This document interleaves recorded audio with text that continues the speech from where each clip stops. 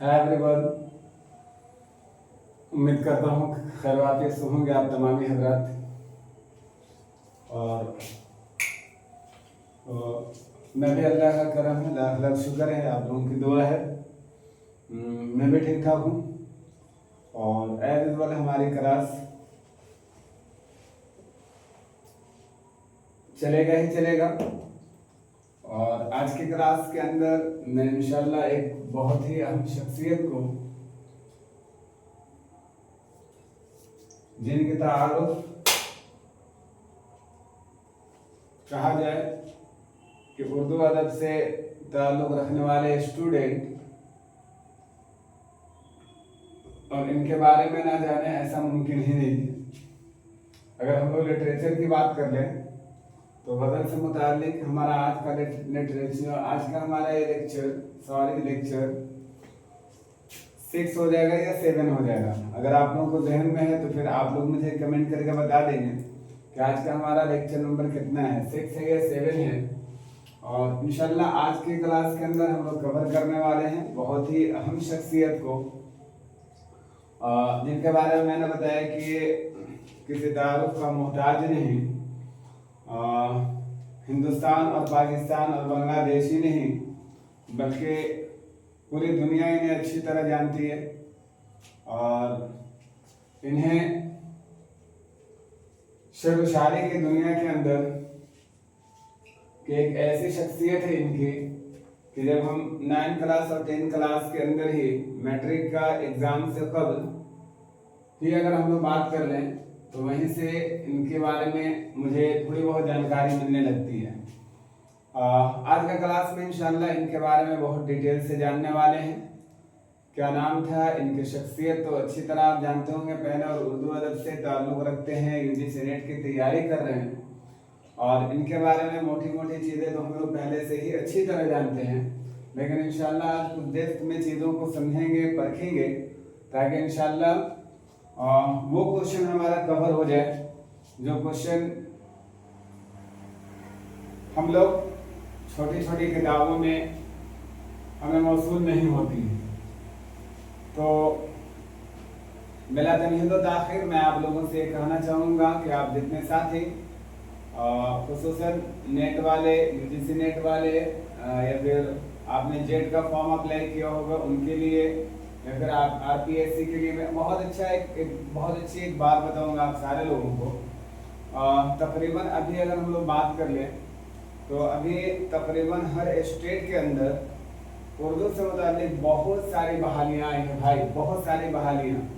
आप लोग social media से अगर वाकफियत रखते होंगे, अगर अच्छी तरह रूबरू होंगे तो आपको बताने की ज़रूरत नहीं, और अगर नहीं है तो फिर आप लोग एक्टिव हो जाइए। बहुत सारे नोटिफिकेशन आए हुए हैं उर्दू से मुताल्लिक। अगर पूरे हिंदुस्तान की बात करें तो राउंड अबाउट 50,000 60,000 वैकेंसी सिर्फ और सिर्फ उर्दू से रिलेटेड है। ये ध्यान में रखिएगा। तो हमारे लिए एक बहुत अच्छा अपॉर्चुनिटी, और एक बात याद रखिएगा कि ऐसे अपॉर्चुनिटी बार बार ज़िंदगी में नहीं मिलती है। आप ज़र्रा बराबर भी कोताही ना बरतें, लगन और हौसले के साथ पढ़ाई में लग जाएं और तसल्सल के साथ कि मुझे ये एग्ज़ाम क्रैक कर लेना है। फलां को आप टारगेट बना लीजिए कि फलां एग्ज़ाम मेरा टारगेट है और इंशाल्लाह उसमें मुझे कामयाबी मिलेगी, और उसके एतबार से अपनी मेहनत, अपनी जद्दोजहद, अपनी काविश को लगा करके रखिए। इंशाल्लाह कामयाबी एक न एक दिन आपके कदम चूमेगी। ठीक है, ज़िंदगी में कभी भी इस चीज़ को लेकर के होपलेस ना होना। ज़िंदगी में बहुत ऐसे वक्फे आते हैं जो आपकी ज़िंदगी में बहुत ज़्यादा उतार और चढ़ाव लेकर के आते हैं, और ज़िंदगी में उतार चढ़ाव का नाम ही ज़िंदगी है दोस्त। इससे पार पा जाना, इनसे आगे निकल जाना, इनको पीछे छोड़ देना, इन सारी चीज़ों का नाम ज़िंदगी है। और जब छोड़ करके जब आप आगे बढ़ते हैं तो आपके साथ साथ आप तो नहीं, लेकिन आपके हम जितने भी हम असर लोग होते हैं, आपके जितने भी अहल वयाल होते हैं, आपके जितने भी लोग होते हैं, जितने भी दोस्तों अहबाब होते हैं, वो सारे के सारे लोग डेफिनेटली आपकी इन सारी चीज़ों को बलाए ताक रख देता है और आपकी प्रेजेंट की तरफ वो गौर करने लगता है कि प्रेजेंट में इसने क्या किया है। और वही चीजें आपको एक दिन ये सुनने को मिल जाता है, लोग कहने लगते हैं कि बड़ा लड़का मुकद्दर वाला था, ये लड़की बड़ा मुकद्दर लेकर के पैदा हुई थी। कोई मुकद्दर की बात नहीं है दोस्त, अपनी जद्दोजहद और अपनी करो-काविश होता है इंसान का। जो इंसान उस मकाम पे पहुंचता है तो लोग उसे कोई और रास्ते अख्तियार करने लगते हैं बोलने का। सफलता के कामयाबी का श्रेय उसके मेहनत को नहीं दी जाती है, बल्कि उसके तकदीर और मुकद्दर पर ला करके ठोक देते हैं लोग।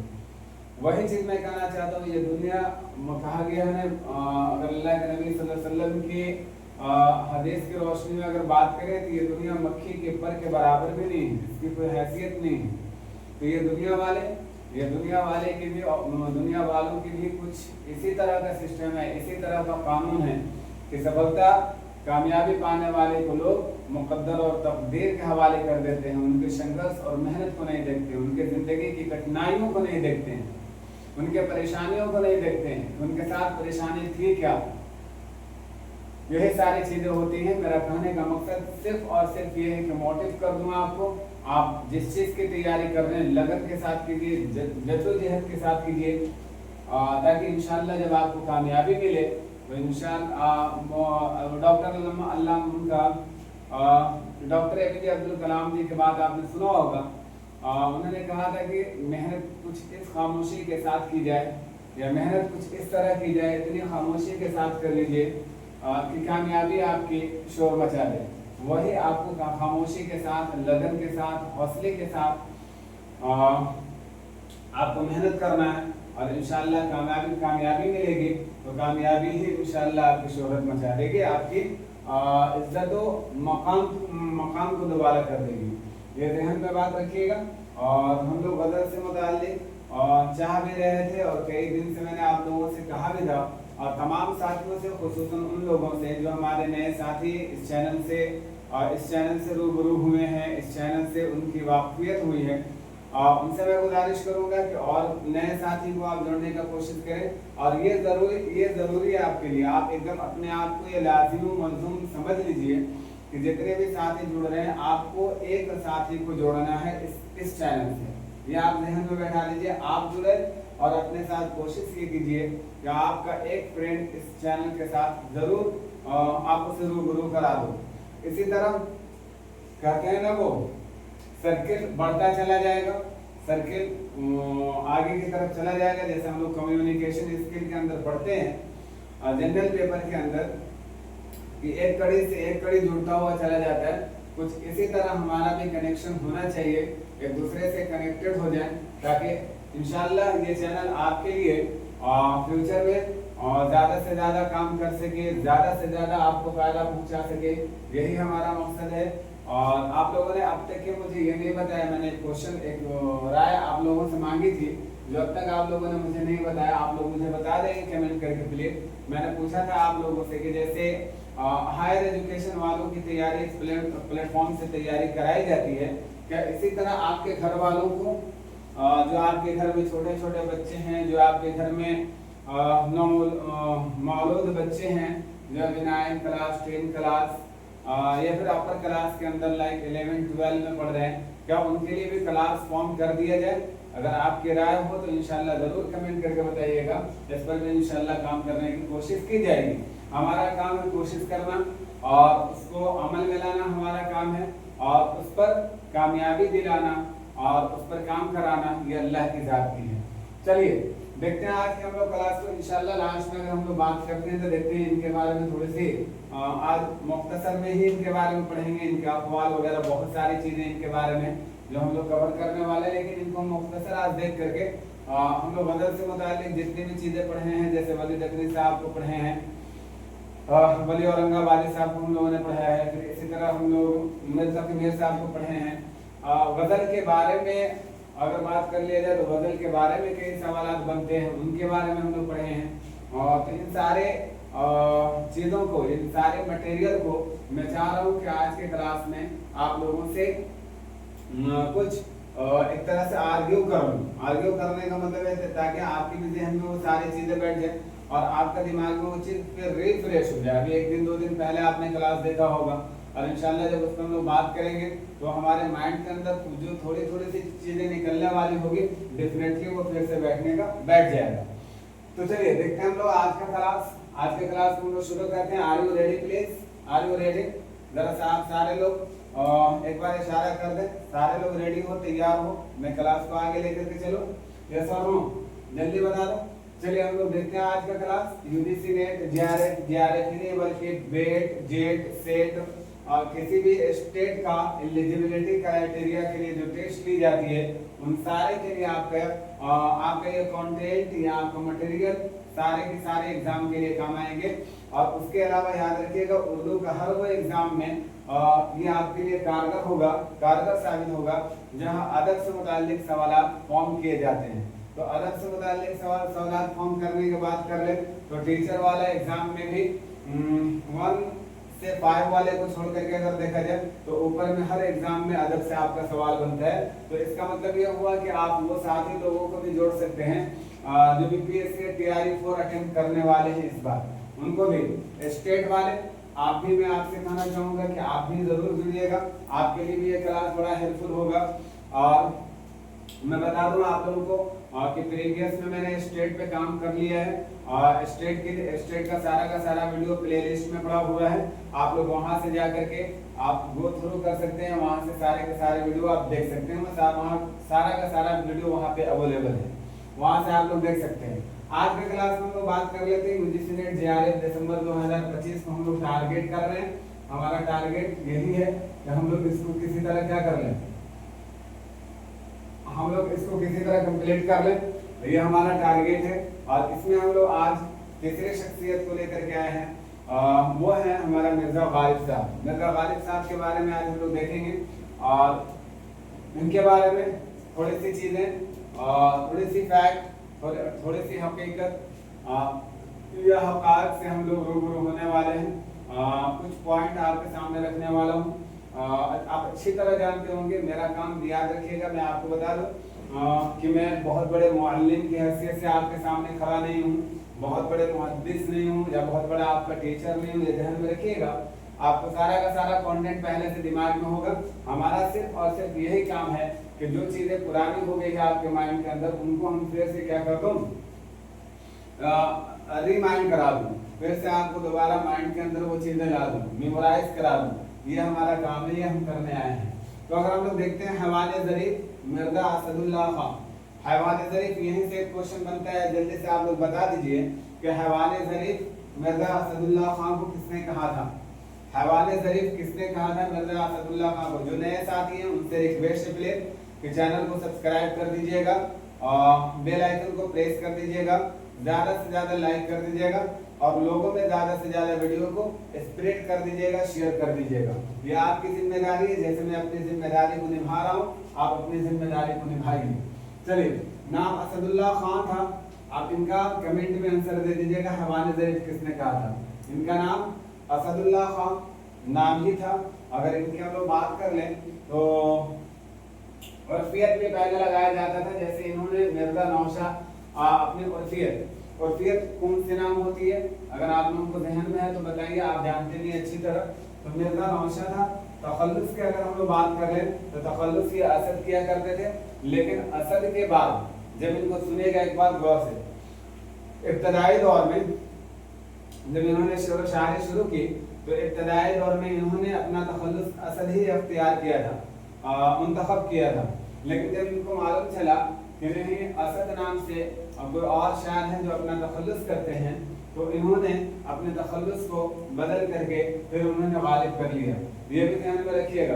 असद पहले तखल्लुस करते थे, जब उनको पता चला कि कोई और है जो असद करके अपनी शेर व शायरी को बयान करता है, अपने तखल्लुस को इस्तेमाल करता है, तो इन्होंने अपने तखल्लुस को बदल करके इनफरादियत के लिए, एक अलग पहचान के लिए, होता है ना, बहुत सारे लोग अगर इनके बारे में बात कर लें तो ये बड़ा हसास इंसान थे, बड़ा हसास इंसान। इनके बारे में आपने सुना होगा, आपको मैं बता दूं इनके बारे में, इतने खुददार इंसान थे। इनके खुददारी की बात अगर हम कर लें या फिर कह लीजिए कि he had nothing to say, इनके पास कहने के लिए कुछ नहीं था। he had nothing to live, रहने के लिए कुछ नहीं था। he had nothing to eat, खाने के लिए कुछ नहीं था। बट इनकी जो थॉट था वो नवाबों से कम नहीं था। ये एकदम ध्यान में रखिएगा। इन्होंने कभी भी, याद रखिएगा, इन्होंने कभी भी अपने ये को मॉरल को या स्टेटस को इन्होंने कभी गिरने नहीं दिया, लो नहीं होने दिया। आपको मालूम होना चाहिए इनके बारे में बताई जाती है एक बात, किस यूनिवर्सिटी से रिलेटेड है, दिल्ली यूनिवर्सिटी। आप लोग बताएंगे, अगर याद होगा तो आप लोग जरूर कमेंट करके बताइएगा कि इनको वहां पे बुलाया गया तालीम के लिए, बहैसियत मतलब लेक्चरर वहां पे इनको मंतखब किया गया और ये गए भी। अब गए भी, देखिए इनके नवाबी और देखिए जरा से इनके अंदर का एक अंदाज, वहां गए और जाकर के उस यूनिवर्सिटी के गेट से वापस आ गए। आने के लिए तो आ गए, जो इनको मदऊ किया था वो कुछ दिनों के बाद इन्हें खत लिखा। जब उन्होंने खत मौसूल किया, जब उनको हासिल हुआ खत, जब वो पढ़े, इन्होंने कहा कि मैं गया था वहां, लेकिन मुझे कोई पिकअप करने, रिसीव करने के लिए मुझे नहीं आया, कोई मुझे लेने के लिए नहीं आया, तो मेरा दिल ने गंवारा नहीं किया कि मैं खुद से ही वहां चला जाऊं।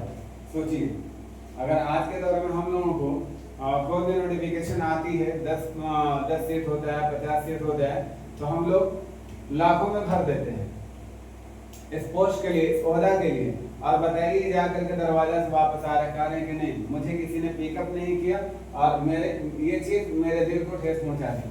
मतलब कहने का मतलब है कि आपके अंदर जब क्वालिटी होगी, जब आप अपने अंदर क्वालिटी लेकर के आ जाएंगे, तो लोग आपको ढूंढने के लिए निकलेंगे। आज भी इतना ज्यादा गैदरिंग हो गया, आप भी अपने अंदर अलग तरीके का सलाहियत बनाएंगे ना, डेफिनेटली आप मुनफरिद हो जाएंगे, दुनिया वालों में अलग हो जाएंगे। क्या आज भी लोगों को मुनफरिद निगाहों से नहीं देखा जाता? डेफिनेटली देखा जाता है। आप सोसाइटी के अंदर नजर उठा करके देखिए, तो आप अपने अंदर सलाहियत पैदा कीजिए। इंशाल्लाह प्राइवेट संस्था से भी अगर आप जुड़ेंगे तो आपकी सैलरी अच्छी होगी, आपकी पहचान अच्छी होगी, आपके काम करने का तरीका को लोग देख करके बहुत ज्यादा लाइक करेंगे। ये सारी चीजें होती हैं। आते देखते हैं, बात ज्यादा हो जाएगी, तवील हो जाएगा, बात ज्यादा पकड़ लेंगे। तखल्लुस पहले हसद करते थे, फिर गालिब करते थे। इनको पता चला कि भैया कोई और हसद करता है, ना हम नहीं करेंगे, हम नहीं करेंगे। अब बदल लिया, उन्होंने कहा कि भैया हमारा बदल दो, हम गालिब आज के बाद हो गए। इनकी पैदाइश बहुत इंपॉर्टेंट है। मैंने आपको बताया था कि चार्ट बना लीजिएगा। चार्ट बनाने का मैंने तरीका भी बताया था कि देखो, आप ऊपर वाला कंटेंट अगर मैं ये कर दूं, देख लेते हैं यहाँ पे, जैसे आप चार्ट बना ले, ऐसे करके आप चार्ट बना ले। ये छोटा सा मैं जगह लिया हूँ, आप बड़ा ले लीजिएगा। एक तरफ यहाँ पे नाम लिख दीजिए, यहाँ पे तखल्लुस लिख दीजिए, यहाँ पे अब ये दो जो हिस्सा है इनमें ऐसा कर दीजिए कि एक साथ जाए पैदाइश और जाए वफात लिख दीजिए, और इनकी तारीख के साथ कि कब पैदा हुए थे। तो ऐसे करके ना याद करने में बहुत आसानी हो जाएगी, आपको ध्यान में हर चीज बैठ जाएगा बहुत आसानी से। जितने गजल गो शोरा हैं इनका एक लिस्ट बना दीजिए, जितने मरसिया निगार हैं उनका एक लिस्ट बना दीजिए।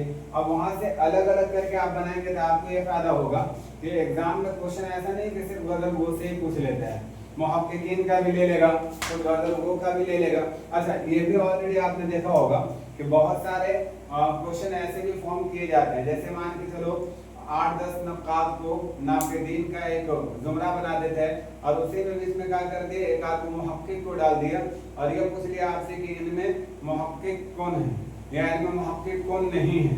इस तरह से क्वेश्चन भी ये कर देता है। तो आपको अलग अलग करके जब आप ये तैयार करेंगे, नोट्स तैयार करेंगे ना, तो आपको सारी चीजें ज़हन में एकदम आसानी से बैठी रहेगी कि ये गजल गो शायर हैं, ये नज़्म निगार हैं, ये कसीदा निगार हैं, या कसीदा गो शायर हैं। ये सारी चीजें आपके दिमाग में बैठ जाएंगी। तो इनके पैदाइश की अगर हम लोग बात कर लें तो सन 1797 में ये पैदा होते हैं। आगरा में कहाँ पैदा होते हैं?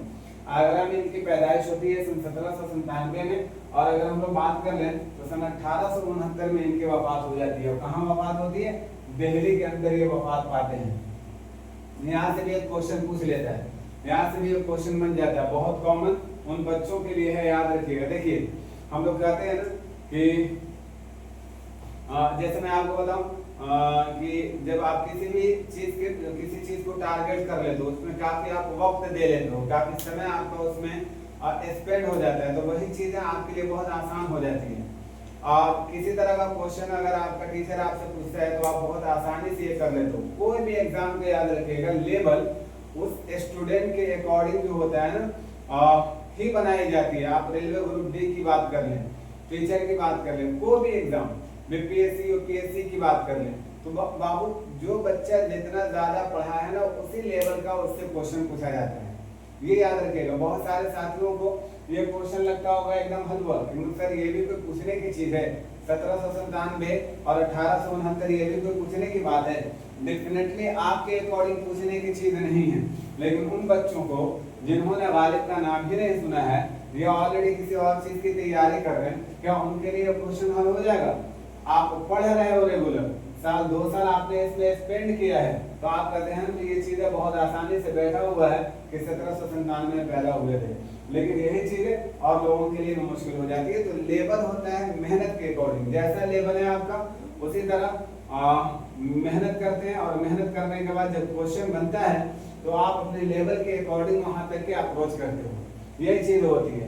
तो पैदाइश 1797 में आगरा में होता है, सन 1869 दिल्ली में होता है, ये याद रखिएगा। हजरत निजामुद्दीन में दफन किए जाते हैं। हजरत निजामुद्दीन का जो एरिया है, हजरत आप लोग अगर दिल्ली गए होंगे, दिल्ली का अगर आप लोगों ने सफर किया होगा, और अगर नहीं गए होंगे तो फिर अल्लाह तबारक व तआला आप लोगों को यूजीसी नेट कंप्लीट करो तो आप फिर यूनिवर्सिटियों का रुख करोगे, चक्कर काटोगे, तो फिर इंशाल्लाह आपको घूमने का वक्त मिलेगा। तो आप जाओगे तो हुमायूं का मकबरा पे जाओगे, और जाओगे तो आप निजामुद्दीन मरकज चले जाओगे तो फिर ये क्या कहते हैं डॉक्टर जाकिर हुसैन का ये पे जाओगे, जामिया मिलिया के सामने में है उनका। तो ये सारी चीजें ये सारी जगह घूमने वाली हैं, आप डेफिनेटली जाओगे तो घूमोगे वहाँ पे। तो हजरत निजामुद्दीन में दफन किए गए। क्वेश्चन यहाँ से ये पूछ लेता है, याद रखिएगा कि लखनऊ में पैदा हुए थे कि दिल्ली में पैदा हुए थे। देखिए याद रखिएगा, आगरा में ये पैदा हुए थे, आगरा में ये पैदा हुए थे, लेकिन दिल्ली में याद रखिएगा इनकी वफात हुई थी।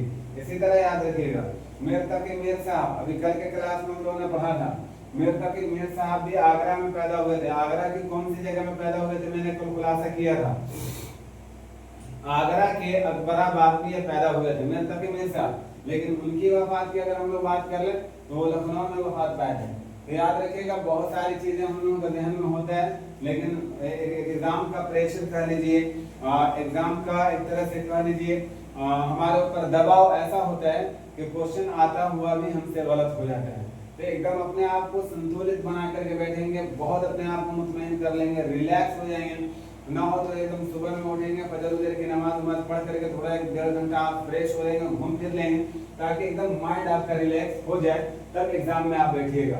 तो 1797 इंशाल्लाह लास्ट में जब वो एग्जाम बहुत करीब होगा तो इंशाल्लाह वहाँ पे हम सारी चीजें एक्सप्लेन करेंगे कि एग्जाम में बैठने का तरीका क्या है, कैसे हम लोग एग्जाम में बैठते हैं। बहुत सारे बच्चों का आपने देखा होगा, बहुत सारे बच्चे टैलेंटेड होते हैं, बहुत सारे बच्चे बहुत कुछ जानते हैं, लेकिन एग्जाम में फेल्योर होते हैं। बहुत सारे बच्चे ऐसे होते हैं पढ़ने में बहुत ज्यादा ठीक ठाक नहीं होते हैं, लेकिन फिर भी एग्जाम को करेक्ट कर जाते हैं। रीजन इज दैट उनको मेथड मालूम है कि मुझे एग्जाम कैसे करेक्ट करना है, मुझे एग्जाम में कैसे जाना है, कैसे बैठना है, कैसे मुझे क्वेश्चन अटेम्प्ट करना है। मैं अपनी बात बता दूं ईमानदारी से, अब तो मैं यहाँ पे काम कर रहा हूँ। डेफिनेटली मैं जब फर्स्ट टाइम यूजीसी नेट के एग्जाम में मैंने बैठा था, डेफिनेटली मुझे आइडिया नहीं था और मैं खुद नहीं जानता था कि क्वेश्चन तक कैसे अप्रोच बनाना है अपना। लेकिन ईमानदारी से बताओ, जैसे हमारा जनरल पेपर में 10 यूनिट आता है, इस पेपर में 10 यूनिट आता है। अब ऐसा नहीं कि इसका 10 यूनिट का 10 यूनिट मेरा एकदम कंठस्थ है। तो मेरा कहने का मतलब ये है, देखो अप्रोच देखिए जरा सा, इसको आप लोग अपने जीवन में और अपने ये एग्जाम में जरा सा लागू करके देखना, डेफिनेटली आपको फायदा होगा। 10 यूनिट में अगर मान लेते हैं सपोज मेरा 2 यूनिट सही नहीं है, तो हम उस यूनिट के तरफ चले। मान लो इब्तदाई वाला मुख्तसर तारीख ज़बान उर्दू ही वाला चैप्टर जो है हमारा कंठस्थ नहीं है और वहीं से शुरू हो रहा क्वेश्चन।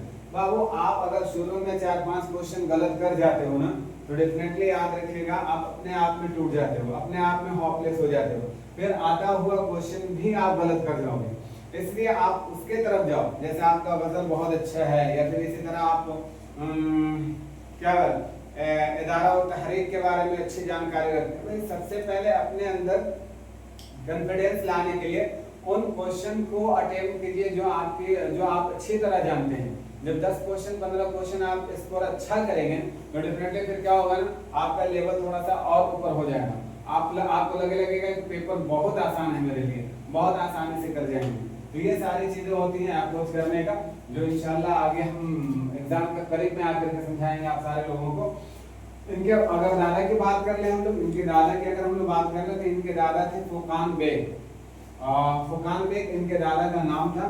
अगर वालिद साहब की बात कर ले तो याद रखिएगा अब्दुल्ला बेग, इनके वालिद का नाम था अब्दुल्ला बेग। और उर्फियत ये भी करते थे मिर्जा दुल्हा। अब यहाँ पे कंफ्यूजन हो जाता है, कैसे कंफ्यूजन हो जाता है? अब नौशा और दुल्हा, नौशा और दुल्हा दो तरह से ये दे देता है। अब हमको ये समझ में नहीं आता है कि मिर्जा असदुल्ला खान गालिब क्या करते थे, नौशा या दुल्हा। अब इसमें ऑलरेडी मेरा दिमाग जो होता है ना, और ये हो जाता है, बदल हो जाता है, तो ऑलरेडी टाइम टेकिंग हो जाता है, टाइम ज्यादा ले लेता है। फिर इसको ध्यान में एकदम बैठा लीजिएगा, मिर्जा दुल्हा, इसको अपोजिट करके याद कर लीजिएगा, अपोजिट करके। जैसे देखिए इन्होंने मिर्जा नौशा का और इन्होंने दुल्हा का है, तो इसको ट्रिक से दिमाग में बैठा सकते हैं आप लोग। अब ये कर सकते हैं, अभी मैंने बिठा दिया, जैसे इनके मिर्जा दुल्हा के बारे में, नौशा, देखो 2 दिन 4 दिन 8 दिन 10 दिन गुजरने के बाद भी किसी को दुल्हा कहा जा सकता है। बस एक ट्रिक दे रहा हूँ समझने के लिए, कुछ मतलब दिमाग ज्यादा लगाने की जरूरत नहीं है। और नौशा जो होता है, नौशा उसी वक्त उसी दिन तक होता है जब तक कि वो शादी के मंडप में बैठा है, जब तक कि उसका निकाह नहीं हुआ है। तो आप बता दीजिए, मिर्जा गालिब इनके लड़के थे, ये बड़े मतलब ये छोटे थे, ये एकदम युवा थे, नौजवान थे, इसीलिए ये नौशा बने थे और ये दुल्हा बने थे। बस एक ट्रिक मैं दे रहा हूँ याद करने का, कभी कंफ्यूजन आपका दिमाग में नहीं आएगा। नौशा पहले होता है, दुल्हा बाद में होता है। तो नौशा पहले होता है, दुल्हा बाद में होता है। गालिब जवान थे, गालिब अपने ये में क्या होता है, नौजवानी के आलम में थे, इसलिए इन्होंने नौशा कहा अपने आप को। और इनके वालिद जो थे उनके बनिस्बत क्या थे, बूढ़े थे, उम्र दराज थे, तो इसलिए इन्होंने दुल्हा अपने आप को कहा है। बस ये याद रखिएगा। इनके जद्दे आला की अगर हम लोग बात कर लें, मतलब इनके जद्दे आला, मिर्जा गालिब के जद्दे आला की अगर हम लोग बात कर लें, तो ये शाह आलम के जमाने में दिल्ली चले आए थे। कहाँ चले आए थे? दिल्ली चले आए थे। कहाँ से दिल्ली आए थे ये बताएं आप लोग। ये दिल्ली चले आए थे, कहाँ से दिल्ली चले आए थे?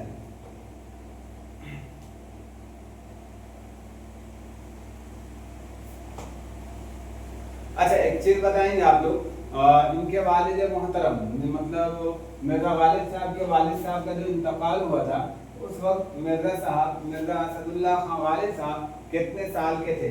ये भी जरा सा कमेंट करके आप लोग बताइएगा मुझे जल्दी से।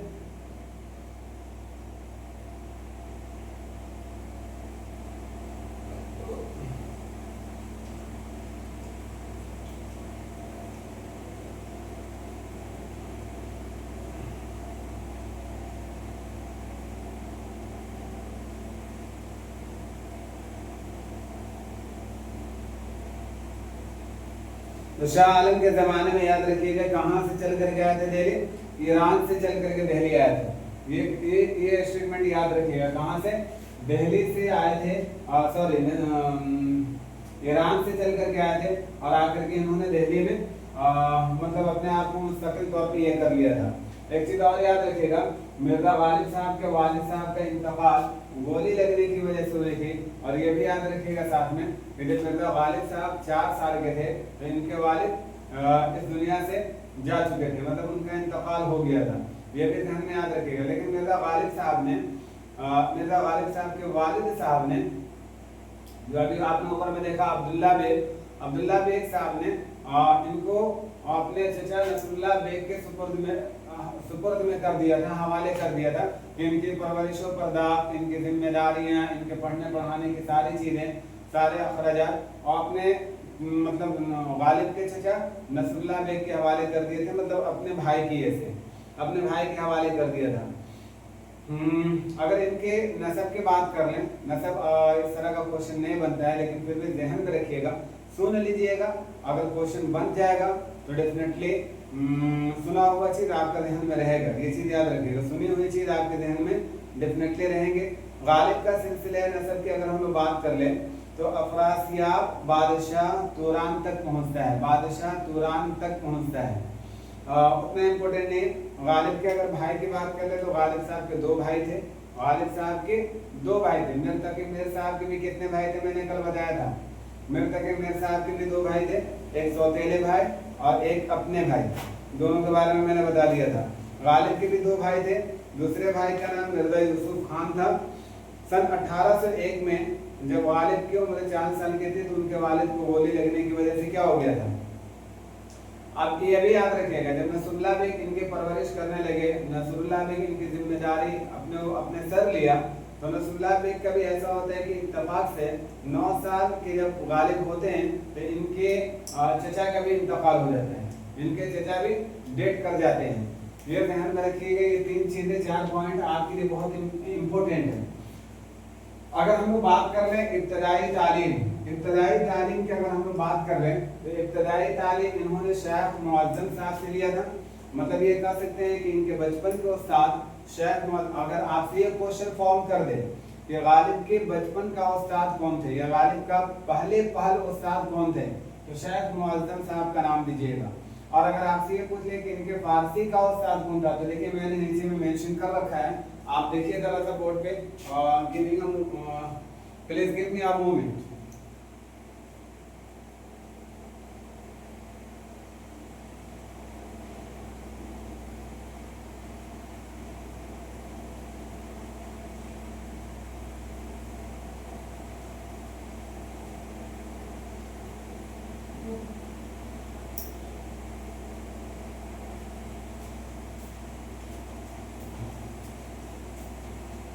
और ये भी साथ में बताइएगा प्लीज। आप ये भी साथ में बताएंगे कि फारसी को उस्ताद तो इनके अब्दुल समद साहब थे और इब्तदाई तालीम के बारे में बताया कि शेख मुअज्जम साहब थे। मतलब इन्होंने दरसियाती किताबों को अगर इन्होंने तकमील किया, मुकम्मल किया, तो याद रखिएगा शेख मुअज्जम साहब थे। और फारसी के उस्ताद इनके अब्दुल समद साहब थे, अब्दुल समद साहब, ये दोनों नाम याद रखिएगा। उस्ताद के बारे में भी क्वेश्चन फॉर्म किए जाते हैं। प्रीवियस बच्चे होंगे, पहले एग्जाम में बैठे होंगे तो उनको अच्छी तरह आइडिया होगा और उनको बगैर बताए वो सारी चीजें नोट करते होंगे। मुझे एकदम कभी उम्मीद है इस चीज को लेकर के। और जो नए साथी हैं उनसे मैं गुजारिश करूंगा कि प्लीज आप लोग भी पेन कॉपी लेकर के बैठेंगे। ऐसे भी आपको वीडियो फराहम कर दी जाती है रिकॉर्डेड फॉर्म की शक्ल में, तो आप जब वीडियो देखें तो वीडियो को पॉज करके आप रोक करके सारी चीजों को नोट डाउन कर लीजिएगा ताकि आपको अच्छी तरह से समझ में आ जाए।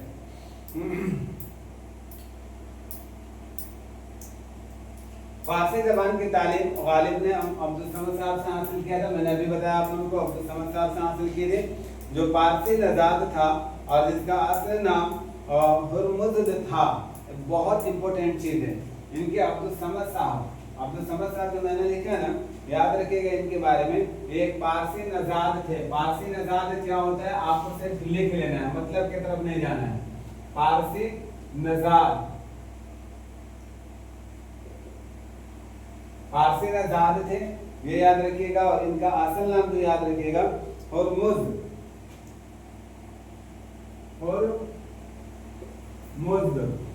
था। मीम है, ये याद रखिएगा, मीम है और पहले वाला हा है। और हुरमुज़द था, ये भी ध्यान में रखिएगा। गालिब की शादी की अगर हम लोग बात कर लें तो शायद मैंने लिख रखा है आपके सामने में। इनके चचा नसरुल्लाह बेग ने इनके परवरिश और पर्दात की जिम्मेदारी ली थी। और याद रखिएगा इनका भी इंतकाल जब गालिब 9 साल की उम्र को पहुंचे तो ये भी इस दुनिया से चल बसे। इनकी शादी इलाही बख्श खां मारूफ की बेटी उमराव बेगम से हुआ था। उमराव बेगम इनकी मतलब अहलिया की अगर बात कर लें, इनकी बीवी की बात कर लें, इनके हमसफर की हम बात कर लें, तो इलाही खां बख्श की मारूफ बेटी इलाही खां बख्श मारूफ की शहजादी उमराव बेगम से किया गया था इनकी शादी। ये ध्यान में रखिएगा, ये भी पॉइंट आपके लिए। अगर हम लोग बात कर लें यहाँ पे दो तीन चीजें और हम लोग ले लेते हैं। तो जब इनकी शादी हुई तो इनके कई सारे कई सारे औलाद हुए, लेकिन उनके बावजूद भी ये लावलद रहे। लावलद रहने का मतलब होता है कि कोई औलाद ना होना। लेकिन इतने पै बच्चे होने के बावजूद कहा जाता है कि 7 बच्चे इनके हुए थे, लेकिन उनके बावजूद भी क्या थे, ये लावलद थे। मतलब जितने भी बच्चे हुए वो सारे के सारे फौत होते चले गए, सारे के सारे इंतकाल कर गए। तो इन्होंने लास्ट में, ये याद रखिएगा, अच्छा, इनकी शादी कब हुई थी? तो याद रखिएगा, अगर आपको ये याद नहीं रखे तो आप जनरल ये से जनरल एक बहुत ही अच्छा एक फ्रीडम फाइटर का ये याद रखिएगा महात्मा गांधी के बारे में कि महात्मा गांधी साहब की ये शादी जो है 13 साल की उम्र में हुआ था। इसी तरह इनके बारे में भी याद रखिएगा कि इनकी भी शादी 13 साल की उम्र में।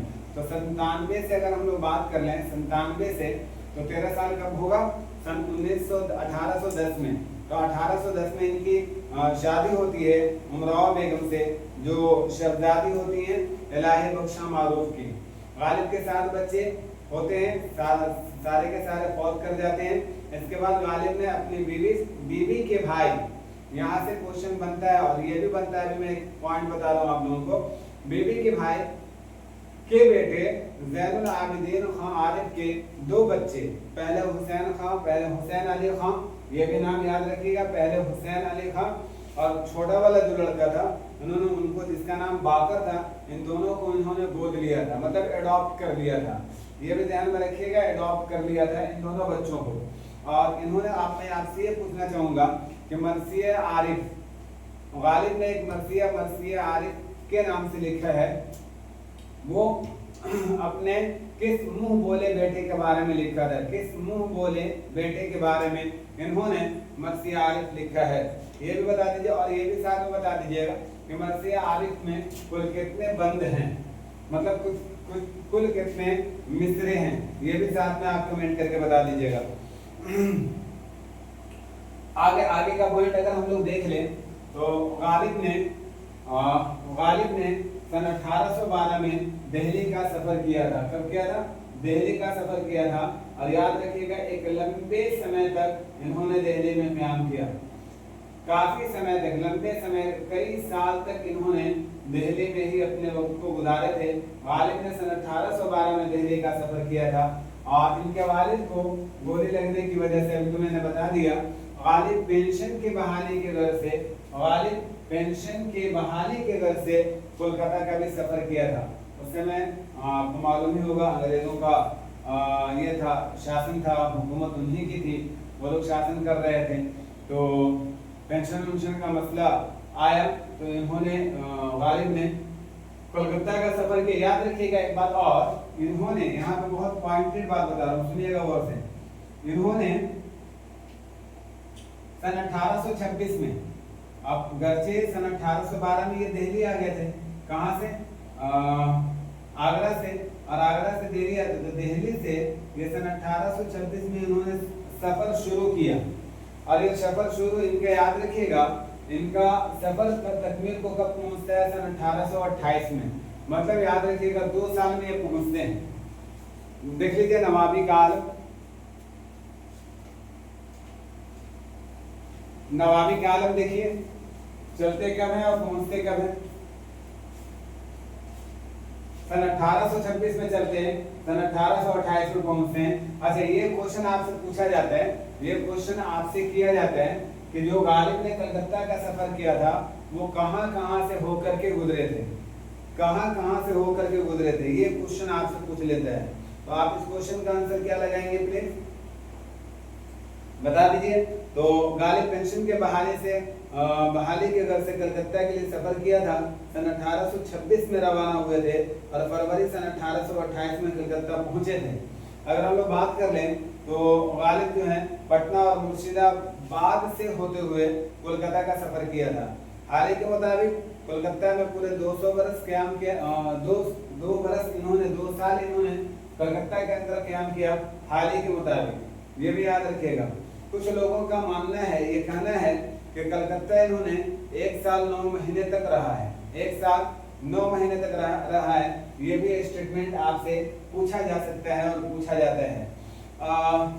कोई कलकत्ता के अलावा इन्होंने कोई लंबा सफर नहीं किया, मतलब यही समझ लीजिए इनका इब्तदा और इंतहा दोनों समझ लीजिए यही था। गालिब ने कलकत्ता के सफर के दौरान कानपुर, लखनऊ और बनारस में भी क़याम किया था। यही रास्ते याद रखिएगा, आपका क्वेश्चन में पूछता है। भाई वीडियो अगर अच्छा लगता है तो लाइक कर दो प्लीज, लाइक कर दें, सब्सक्राइब कर दें चैनल को। और कैसा लगता है देखिए, आप अपने टीचर का थोबड़ा देख करके लाइक मत कीजिएगा प्लीज। आप कंटेंट देख करके, मतलब आप इसकी मेहनत का मुआवजा क्या दे रहे हैं, आप बदल क्या दे रहे हैं, इसको आप मद्देनजर रखते हुए चैनल को सब्सक्राइब कीजिएगा। और करने में ज़्यादा क्या भाई, वहीं पे ऑप्शन आपके सामने में है, अगर आपको अच्छा लग रहा है तो आप डेफिनेटली कर लीजिए। और ज़्यादा मैं फोर्स करूँगा भी नहीं। अगर आप देखिए किसी को जीत लेना, किसी के ऊपर दबाव बनाकर ये कमाल थोड़ी है। ऐसा थोड़ी है कि मतलब किसी को हमने जीत लिया, किसी को हमने पा लिया, उसके ऊपर दबाव बनाकर, उसके ऊपर अपनी हुकूमत जताकर। अगर किसी को मैं अपने ईमानदारी से, मैं अपनी मेहनत से, मैं अपनी ऑनेस्टी से, मैं अपनी प्यार और मोहब्बत से अगर किसी को ना मोह सका, तो मतलब ये कह लीजिए कि ज़बरदस्ती की चीज़ थोड़ी नजर आती है। तो अगर आप मेरे वीडियो से प्रभावित होकर के अगर सब्सक्राइब नहीं करते हैं तो फिर मैं मुनासिब नहीं समझता कि आप सब्सक्राइब कर दीजिए। और अगर आपको लगता है कि नहीं कंटेंट ठीक ठाक होता है और क्या कहते हैं मेहनत, हमारे लिए मेहनत करते हैं, कंटेंट इकट्ठा करते हैं और वो लेकर के आते हैं, तो डेफिनेटली अगर आपको ऐसा लगता है तो आप ज़रूर चैनल को सब्सक्राइब कर दीजिएगा, ज़रूर लोगों तक वीडियो को शेयर भी कर दीजिएगा। ठीक है, यहाँ तक के बात समझ में आ गई आप लोगों को। अगर हम लोग बात कर लें तो ये 2 साल में पहुंचे थे भाई कलकत्ता, आपको मालूम होना चाहिए। देखिए ये क्वेश्चन आपका एक मरतबा 2021 या 22 वाला सेशन में पूछा गया है कि गालिब 2 बार रामपुर का सफर किए थे। अब ये पूछा गया था आपसे कि गालिब ने रामपुर का सफर कितनी बार किया था, ये भी याद रखिएगा। अच्छा, एक मैं स्टेटमेंट आपसे पूछ रहा हूँ, गालिब ने रामपुर को किस नाम से याद किया है? अगर आपके किसी साथी का ध्यान में, देखिए एडिशनल बात है, आगे में भी आप आएगा तो वहाँ पे आप सीखिएगा, लेकिन यहाँ पे अगर आपको मालूम है तो आप पहले ही लगा दीजिए, कोई दिक्कत नहीं है, ताकि आपको हमें समझ में आ जाए कि आप कितना जानते हैं। गालिब ने रामपुर का 2 मरतबा सफर किया था और इन्होंने रामपुर को किस नाम से याद किया है, ये भी साथ में बता दीजिएगा। सन 1860 में नवाब यूसुफ हुसैन खान की दावत पर सन 1865 में, एक पॉइंट याद रखिएगा यहाँ पे, अलग अलग कर दीजिएगा, क्या कर दीजिएगा, और ये अलग अलग आप लोगों को कर लेना है कि गालिब ने 2 बार रामपुर का सफर किया था। इनकी पहली सफर जो है, इनका पहला सफर जो है ना, वो याद रखिएगा सन 1860 में नवाब यूसुफ हसन खान के दावत पर मतलब ये गए थे। ये अलग है, ये चीज अलग है, ये याद रखेंगे, ये अलग चीज है। सन 1860 में नवाब यूसुफ हसन खान के दावत पर ये रामपुर के सफर किए थे। और दूसरी मतलब अगर हम लोग बात कर लें तो ये सन 1865 में ये रामपुर का सफर किए थे। उन्हीं के इंतकाल पर, मतलब नवाब यूसुफ हसन खान की पहले मतलब ये रफ्ते सफर बांधा था या गए थे हुसैन खान के दावत पर, यूसुफ हसन खान के दावत पर। और 1865 की अगर हम बात कर रहे हैं, दूसरी मरतबा जो गए थे तो इन्हीं के इंतकाल पर, इन्हीं की ताज़ियत के लिए गए थे, ये भी याद रखिएगा। गालिब ने तकरीबन 15 महीना लखनऊ में क़याम किए थे। ये भी पॉइंट आपके लिए बहुत इंपॉर्टेंट है कि इन्होंने लखनऊ में कितना साल कंप्लीट किया या कितने साल वहाँ रहे, तो आप जरूर बताइएगा। तकरीबन 15 महीना, 15 महीना की मतलब अगर हम लोग बात कर लें 12 दिन 15, मतलब मोटा मोटी वही, अगर तकरीबन 1.25 साल, तकरीबन क्या 1.25 साल ही मानिए, 1.25 साल इन्होंने लखनऊ में भी क़याम किए हैं। तो ये सारे के सारे पॉइंट आपके लिए बहुत इंपॉर्टेंट है। इनमें से अगर आप भूल जाइएगा, एग्जाम में जाइएगा, नहीं याद होगा तो फिर उसके लिए जवाब दे हम नहीं होंगे भाई। इसलिए मैं आपसे बोलता हूँ कि आप लोग वीडियो देखा कीजिए, ज़्यादा से ज़्यादा शेयर कीजिए, ज़्यादा से ज़्यादा लोगों को फायदा हो। आप ही बार बार देखिए और लोगों को देखने के लिए फोर्स कीजिए ना। अगर कोई तैयार हो तो कागज पकड़ के खींच के लाइए, कहा नहीं देखेगा, चलो देखो चल करके। आप नेट की तैयारी कर रहे हो और नहीं देखोगे, आप उनको डेफिनेटली आप जैसे हो, बस मतलब एक तरह से कहते हैं कि इब्तदाई दौर में जैसे बच्चे नमाज ना पढ़ते हैं तो वालिदैन को हुक्म दिया गया है, वालिदैन को कहा गया है कि बच्चों को छड़ी से, स्टिक से पिटाई करके भेजिए ताकि उनकी आदत लगे, उनकी आदत लग जाए उसी समय से।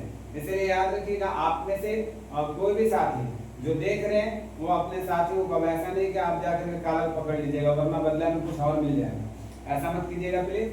मैं आप लोगों को एक ऐसे ही बात कह दी हंसते हंसते। अब आप लोग एक मेंबर की तरह, मेरे एक टीम की तरह भाई, अब यहाँ पे बहुत ज्यादा सीरियस ही हमेशा रहूंगा, हमेशा सीरियस ही रह करके काम करूंगा, तो भैया हंसने कहाँ जाऊंगा, बोलने कहाँ जाऊंगा, मजाक करने कहाँ जाऊंगा, ये सारी चीजें होती है। आप लोग दिल पे मेरी बात को मत लिया कीजिए प्लीज।